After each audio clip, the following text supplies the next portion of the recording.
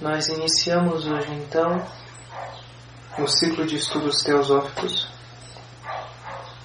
Antes que nós iniciemos propriamente a leitura e os comentários da obra que iniciará esse ciclo de estudos, A Voz do Silêncio, da autora Helena Petrovna Blavatsky, algumas palavras são necessárias para esclarecer o propósito e a natureza destes encontros. O nome destes encontros não foi escolhido aleatoriamente. É um ciclo de estudos teosóficos, porque nós nos proporemos aqui a mergulhar mais fundo, de acordo com as possibilidades de cada um e de acordo com o que nos for permitido em termos de esclarecimento, lucidez e prática no momento em que cada um de nós vivemos. Mas um mergulho, um aprofundamento ou simplesmente uma abordagem a partir de uma perspectiva própria desse momento, naquilo que a palavra teosofia realmente significa. A palavra teosofia vem de um termo que primeiramente foi utilizado, segundo alguns registros, alguns séculos após o início da era cristã, e ela quer dizer sabedoria divina. Portanto, neste ciclo de estudos, nós não levantamos nenhum credo em especial, sistema de valores ou crenças, assim como não é o propósito deste estudo estabelecer novos dogmas ou uma interpretação definitiva a respeito de qualquer que seja a obra que venhamos a estudar aqui. Os comentários que serão tecidos a respeito das obras que vamos estudar, ou a obra, vamos ver até onde isso vai dar, parte exatamente daquilo que eu me referi há pouco, uma perspectiva particular para este momento. Estes comentários não se arrogam de forma alguma ser uma interpretação definitiva, mais ou menos verdadeira do que a compreensão pessoal de cada um neste grupo ou em qualquer outro grupo. E também nós não nos aproximamos desta obra ou de qualquer outra que venha a ser estudada neste ciclo a partir da perspectiva de qualquer organização em especial, uma vez que nós estamos usando o termo teosofia livre de qualquer atrelamento sectário, religioso, filosófico ou institucional. A palavra teosofia aponta para o legado da humanidade. A palavra teosofia aponta para a essência divina no homem e seus atributos. A palavra teosofia aponta para aquilo que inclusive não pode ser descrito por palavras e, portanto, não pode ser reclamado como propriedade de qualquer grupo de homens ou mulheres, de qualquer seita, religião ou organização sobre a face deste planeta. Como a sabedoria divina das eras, a teosofia sempre se manteve acima de todos os dogmas e conflitos sectários. Sempre se manteve para além, inclusive, da capacidade intelectual do homem de vestir a verdade eterna com palavras. Portanto, a verdadeira teosofia só pode ser tocada a partir do coração de cada ser humano, numa abertura sincera, destemida e completamente despida de egoísmo, completamente despida das manchas da formatação cultural, social e educacional de qualquer que seja a época. A teosofia está para além de qualquer conjunto de preceitos morais, de qualquer visão particular ou compreensão da ordem do universo e do funcionamento da vida. É essência e, portanto, apenas no nível da essência pode ser apreendida diretamente através daquela faculdade do espírito humano que no Oriente recebe o nome de clarividência ou a visão ilimitada.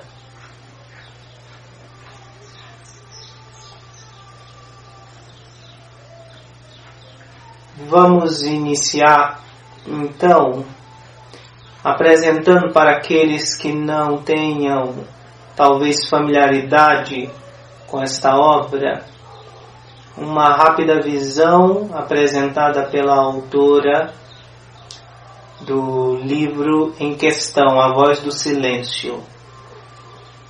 Segundo a autora, ela não escreveu o livro ou produziu de sua própria imaginação ou intelecto.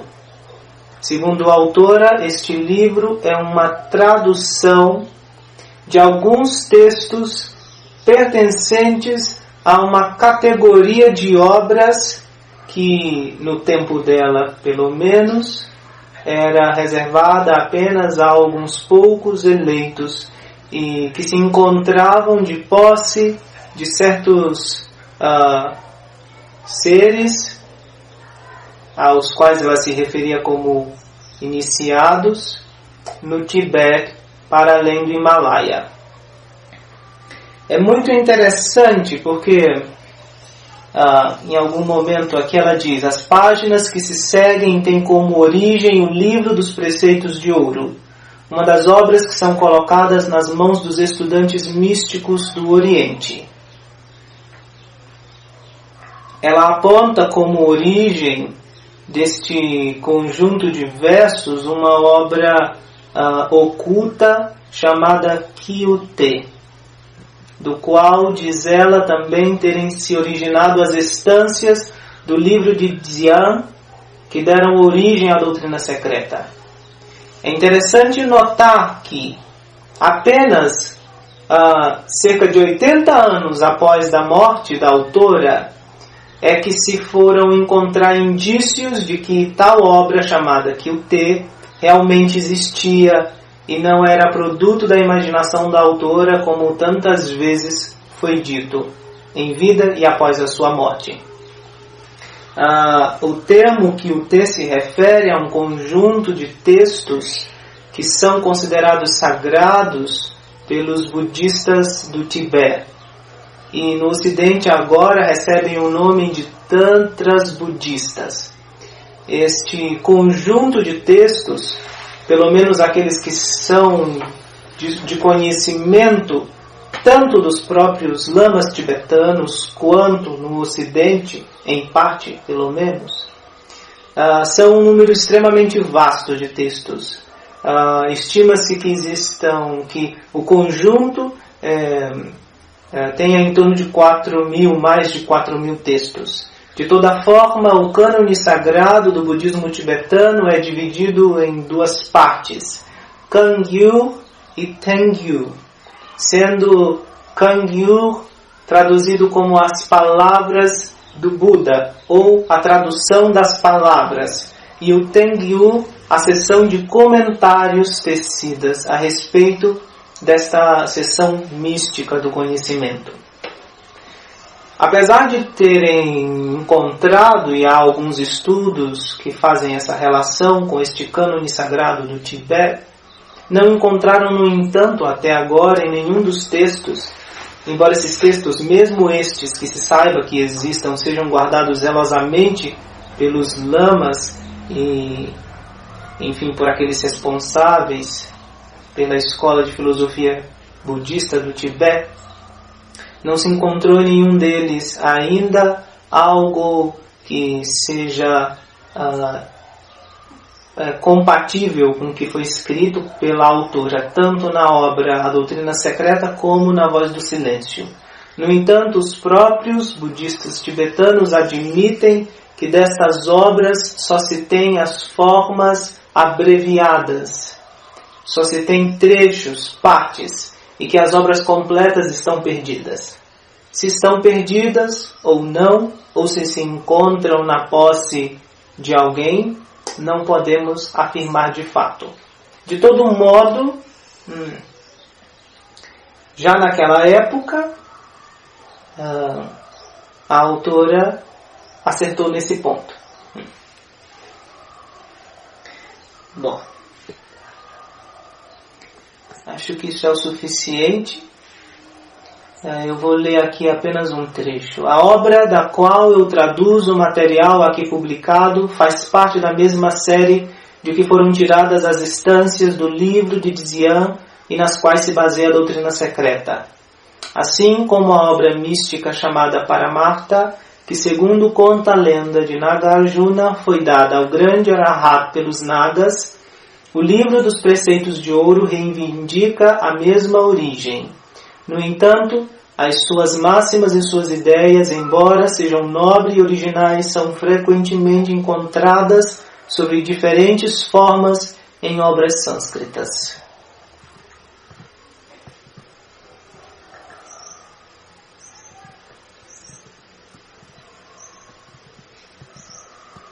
A obra inicia, então. Esta obra é dedicada aos poucos. Fragmento 1, A Voz do Silêncio. Estas instruções são para aqueles que ignoram os perigos dos id inferiores. A palavra id é sinônimo do termo sânscrito siddhi e se refere às faculdades psíquicas ou poderes anormais do homem. A nota, isto é, a nota. A nota continua dizendo, há dois tipos de siddhis. Um grupo abrange as energias inferiores, grosseiras, psíquicas e mentais, e o outro grupo exige o mais elevado treinamento dos poderes espirituais. De toda forma, a obra já inicia com um alerta. A obra já inicia com uma chamada de atenção aos aspirantes para atentarem aos perigos dos id inferiores. Na época em que a obra foi escrita, e em especial no meio de convívio da autora, mas também de uma maneira geral, se considerarmos o início do movimento espírita naquela época, havia um grande interesse por fenômenos, e em especial no círculo de convivência ou de influência da autora, por conta das ideias despertadas pela noção das capacidades do homem, capacidades que extrapolam ou que extrapolavam a compreensão da época das capacidades do homem, havia um desejo muito grande em muitas pessoas que se aproximavam de tais conhecimentos, de desenvolver tais poderes psíquicos. Se nós formos olhar, no entanto, hoje para a época em que vivemos, facilmente vamos perceber que esta mesma tendência é marcante, embora camuflada com outros nomes, e inclusive camuflada no belo discurso e por trás de palavras como amor, luz e unidade. Bom, aqueles que ignoram os perigos dos id inferiores. Hoje, no movimento espiritualista como um todo, é muito comum ver na grande maioria uma inclinação velada, mais ou menos, por despertar capacidades consideradas extraordinárias ou sobrenaturais. Uma avidez pela vivência de fenômenos. Se naquela época essa avidez se mostrava pelo desejo de contato com os chamados mestres ou Mahatmas, hoje nós temos isto da mesma forma, traduzido pelo desejo de contatos e experiências com seres de luz ou extraterrestres. A chamada popularmente clarividência, que na verdade não passa de vidência astral, poderes como telecinese, psicometria, a projeção extracorpórea, ou mesmo êxtases místicos, viagens para outros planetas, visita a outras dimensões, todas fazem parte dos id inferiores. Agora, estas capacidades, que são capacidades naturais do ser humano, devem ser, portanto, desprezadas, devem ser, portanto, vistas com temor e desprezo? Não. Não. Mas também não podem, de modo algum, se transformar no objetivo do aspirante. Não podem, de forma alguma, assumir a preponderância na visão, no horizonte daquela que se percebe trilhando o caminho da sabedoria. Então, como eu estava dizendo, tais ides inferiores, ou tais capacidades, ou os resultados destas capacidades, por mais luminosa, por mais prazerosa, por mais válida que possa parecer, não pode se tornar o objetivo e a meta do aspirante. A razão disso nós veremos a seguir. Aquele que pretende ouvir a voz de nada, o som sem som, e compreendê-la, deve aprender antes a natureza de Dharana. Vamos às notas para explicar os termos usados aqui. Nada significa a voz sem som ou a voz do silêncio. Do ponto de vista literal, talvez a melhor tradução seja a voz no som espiritual, já que nada é a palavra equivalente em sânscrito de um termo em senzá. Daqui a pouco a gente fala sobre senzá, só um instante. Aquele que pretende ouvir a voz de nada, o som sem som, e compreendê-la, deve antes aprender a natureza de Dharana. Dharana é a intensa e perfeita concentração da mente sobre um objeto interior, acompanhada de completa abstração de tudo que pertence ao universo externo ou ao mundo dos sentidos. Nada, o som sem som, a voz do silêncio ou a presença silenciosa, o anjo guardião, o Cristo interno, o Buda interior, ou qualquer palavra que se queira colocar no lugar desta. Aquele que pretende ouvir a voz do silêncio, aquele que pretende captar e ser um terreno fértil para a fecundação dos raios do sol interior, e compreender tal voz sem voz, tal som sem som, ou seja, aquele que, além de um contato, também se oferece como o campo da expressão objetiva de tais raios luminosos ou de tal som sem som. Deve aprender antes a natureza de Dharana, a capacidade que nos é inerente de fixação no coração sagrado, no coração secreto, através de qualquer objeto interior que seja. Bom, para que nós pudéssemos explicar a natureza prática de Dharana, seria necessário que nos aventurássemos e adentrássemos nas orientações das escolas filosóficas orientais a respeito desta prática. De todo modo, nós podemos fazer um paralelo com nossas experiências. Quando no silêncio de toda a objetividade, portanto, da ilusão fenomênica do mundo. Nós nos voltamos para aquele ponto intocável de silêncio e completa paz. E diante do olho da mente, nós colocamos um objeto interior. Um objeto interior pode ser, por exemplo, uma representação de uma virtude. Ou, se a tal capacidade de abstração já desenvolvida, a própria virtude despida de imagens.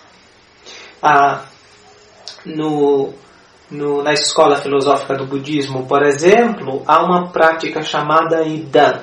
É uma prática inicial para aqueles que decidem trilhar aquela forma de autoconhecimento. Essa prática consiste na fixação da atenção num objeto de meditação, que no caso do Idan é uma divindade, uma deidade budista. Essa deidade, no entanto, e isto é importante que fique claro, não é compreendida como no Ocidente e em outras religiões teístas o termo deidade é compreendido. É importante lembrar que o budismo, e nós vamos falar muito do budismo porque este livro é resultado daquela escola de filosofia ou de sabedoria, enfim.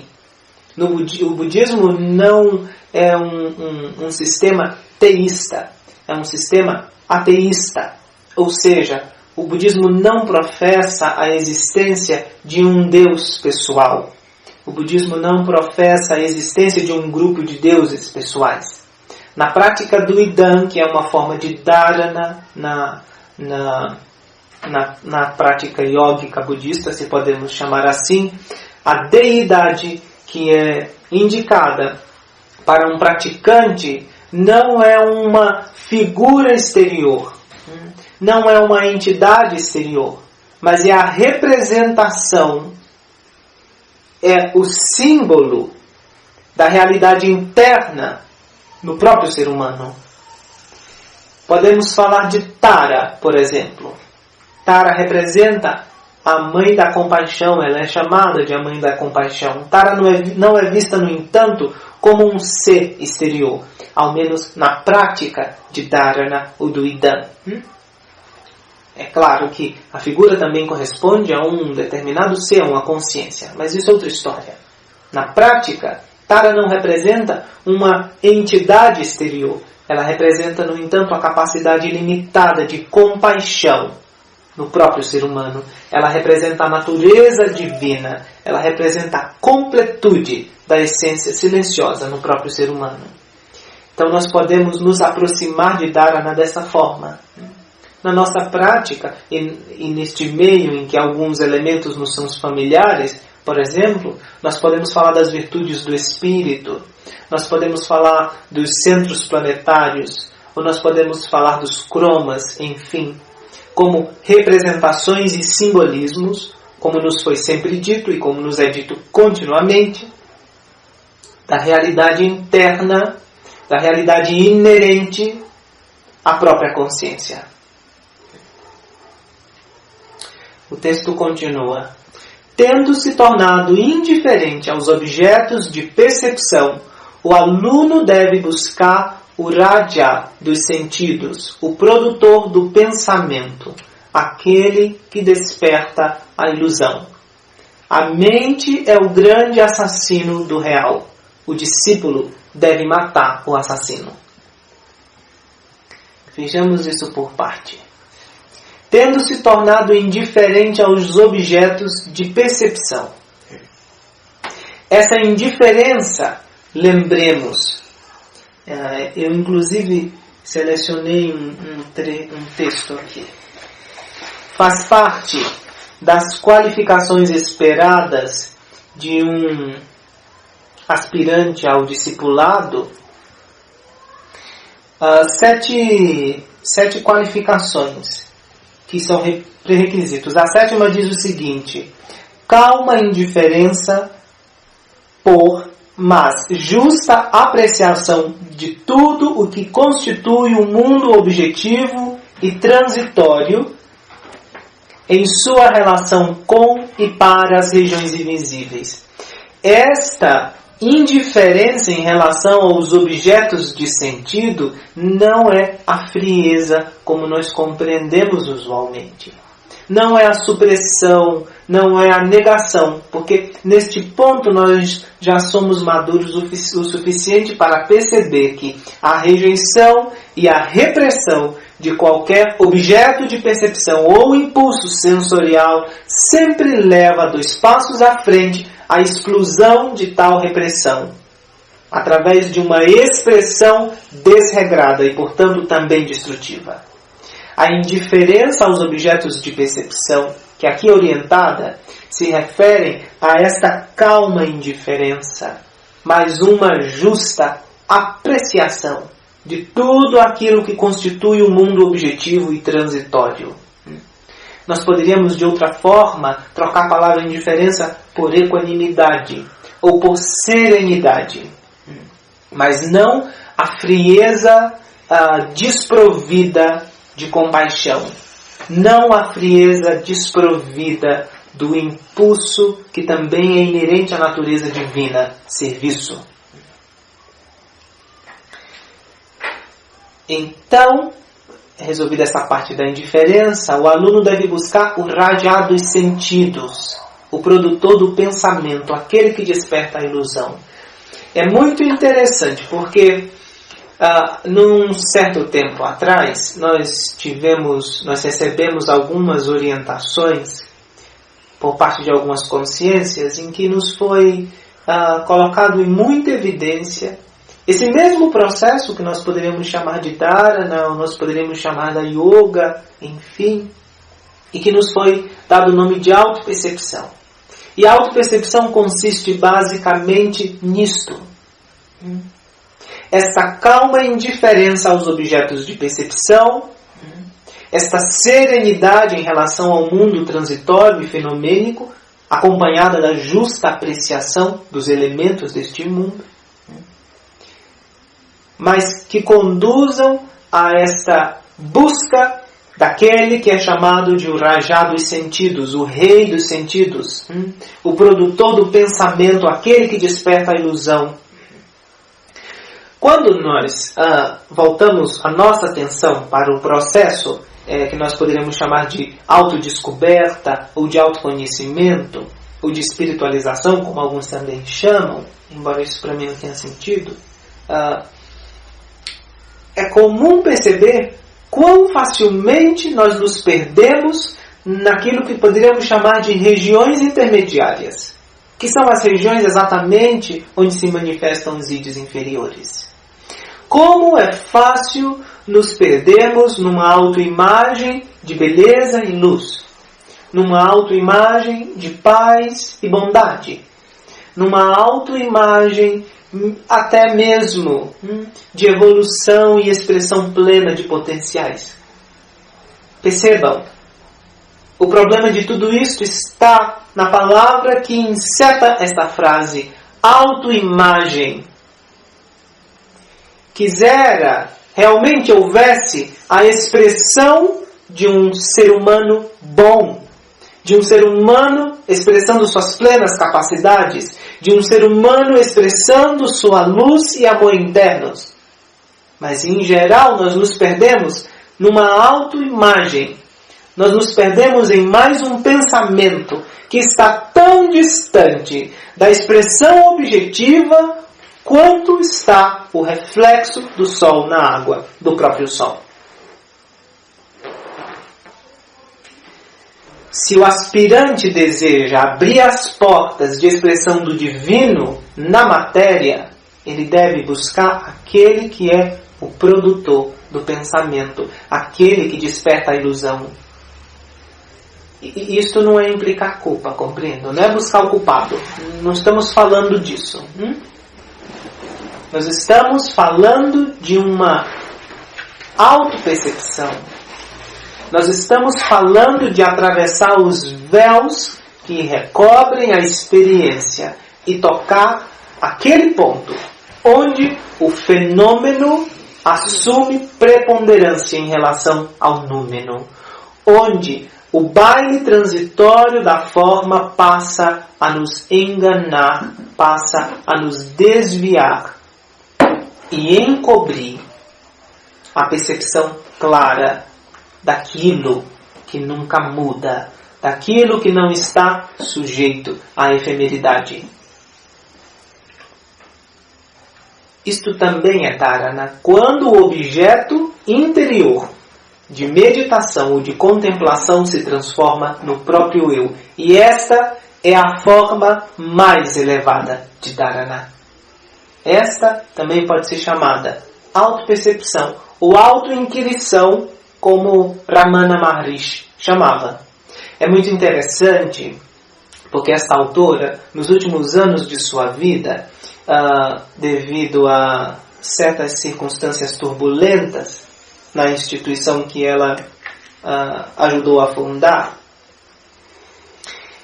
esta autora criou um círculo chamado Sessão Esotérica, onde ela transmitia certos ensinamentos e respondia a perguntas e dava orientações a um pequeno grupo de discípulos, ou de estudantes, enfim. E é muito interessante, porque ao analisar aquilo que foi registrado destas conversas, se encontra ali este mesmo método. O método que ela reservava a ensinar ao círculo mais interno de estudantes era exatamente o mesmo método que mais tarde foi popularizado através do trabalho de Ramana Maharishi. Autoinquirição. Porque, de novo, a forma mais elevada de dharana é aquela em que o objeto interno de percepção é o próprio eu. Quando se busca a raiz da falsa ideia de eu. Quando se busca a raiz, especialmente, da falsa ideia de um eu separado.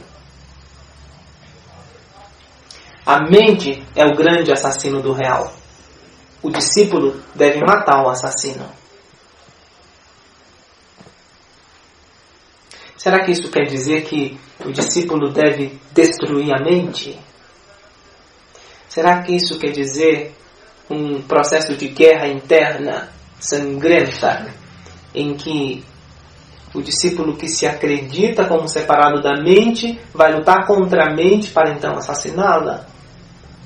Onde será que está o nó desta orientação velada? Este assassinato faz referência a um processo místico conhecido de todas as tradições em todas as eras e que na nossa cultura ocidental está exemplificada na crucificação do Cristo. Aquele momento em que se silencia a voz da grande heresia ou a ilusão da separatividade, porque assassinar a mente é assassinar a ideia de separação. Porque a nossa experiência de ignorância está baseada primeiramente numa ideia, que então gera um sentimento, que então gera ação baseada numa falsa premissa. Esta primeira ideia é esta ideia da separatividade.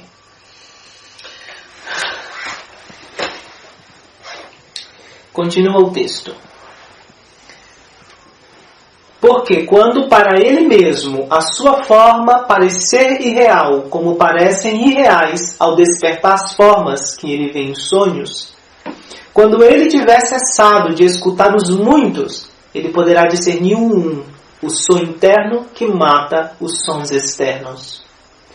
Só então, e não antes disso, ele poderá abandonar a região de Asat, falso, para vir até o reino de Sat, o verdadeiro. Quando para ele mesmo a sua forma parecer irreal, como parecem irreais ao despertar as formas que ele vê em sonhos. Isto significa simplesmente ver as coisas pelo que elas de fato são. O termo real neste caso não implica em mentira ou falsidade. O termo real, esta obra, lembrem-se, é a tradução que a autora fez a partir da memória de textos que ela havia aprendido de cor, que estavam em línguas provavelmente em tibetano, ou tradições ou traduções em tibetano do chinês e do sânscrito. A palavra em real aqui se refere àquela palavra muito conhecida já nossa, Maya. E lembrem-se que Maya aponta não para a mentira e não para a ignorância, que no sânscrito recebem um outro nome. Maya aponta para a característica, para a propriedade transitória e frágil do universo objetivo. Tudo está em constante transformação e nada é o que parece. Quando para o discípulo mesmo sua própria forma parecer irreal, quando o discípulo olhar para o seu próprio corpo, a sua forma, e reconhecer ali, sem sombra de dúvida, o caráter frágil, o caráter transitório, efêmero, mutável daquela forma, tanto quanto são irreais ao despertar as imagens que ele vê em sonhos. Quando ele tiver cessado de escutar os muitos, ou seja, a quantidade inumerável de aspectos que estão em constante conflito, em constante concorrência no mar turvo do psiquismo humano, do psiquismo do ser humano. Todos os desejos, as vontades pessoais, os conceitos, as formatações sociais, culturais, todas essas vozes que lutam dentro de nós para assumir o lugar daquele que só pode ser o som interno que mata os sons externos, o som interno que suplanta os sons externos. Mas percebam, quando se fala de morte, é inerente se falar de vida.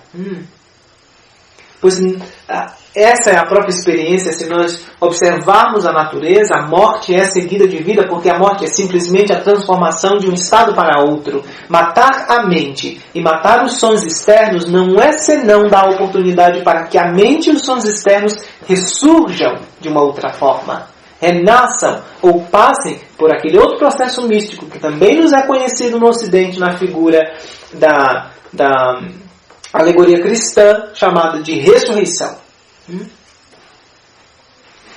Só então, e não antes disso, ele poderá abandonar a região de Assat, do falso, para vir até o reino de Sat, o verdadeiro. De novo, estão sendo usados aqui termos que pertencem à tradição filosófica oriental, em especial hindu, a Vedanta.